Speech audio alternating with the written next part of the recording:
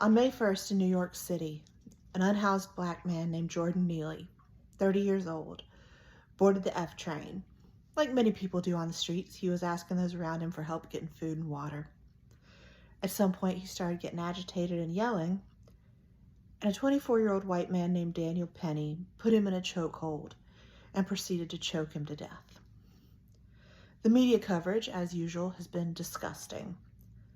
The Wall Street Journal emphasizes the killer's veteran status, calls him the subway Samaritan for killing an unarmed man with his bare hands, a man who was on the city's radar for years due to being chronically unhoused. Let's be clear, there's a well-defined meaning to the term chronic homelessness as used in a social service and outreach context. In order to get that designation, a person must, among other factors, have a diagnosed disability. In Mr. Neely's case, the trauma of his mother's murder when he was 14, compounded by the additional trauma of years on the street, had wrecked his mental health, leaving him disabled. He was killed for showing symptoms of his disability. The fact that his killer is being praised, even after being arrested for manslaughter, is a testament to the racism, classism, and ableism that run rampant in our society.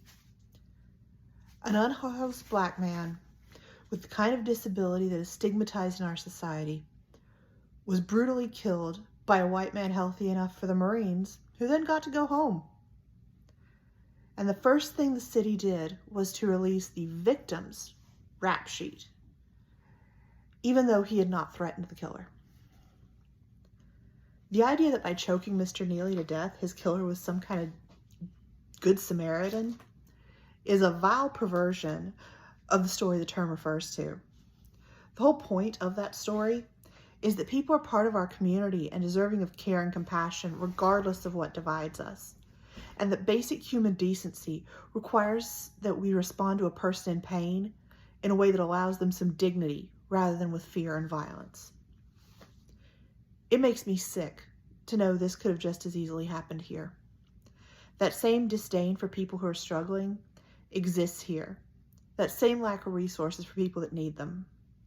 We saw that same attitude of disgust for marginalized people that has people praising Daniel Penny in the destruction of Tent City, the mass arrests at jail support for the mutual aid workers, Councilman Bakari's proposal to criminalize direct aid to unhoused people. We see it right now in the way unchecked rent increases push the hope of getting into housing further and further out of reach. This city's willful disregard for the well-being of its most vulnerable has created so many Jordan Neelys, and it's only a matter of time before the hate and fear towards unhoused people create a Daniel Penny and someone ends up dead. We can't let that hate and fear and disgust fester the way they have. We have to understand what the point of the story of the Good Samaritan is. The simple answer to who counts as my neighbor is who needs one. Whoever needs one is our neighbor.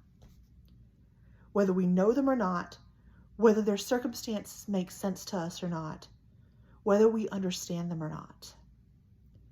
In his statement in federal court in 1918, Eugene Debs said, "While there is a lower class, I am in it. And while there is a criminal element, I am of it. And while there is a soul in prison, I am not free." People on the streets aren't a threat to be met with force.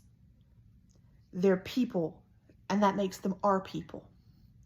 Seeing that truth, living by it, that's not optional.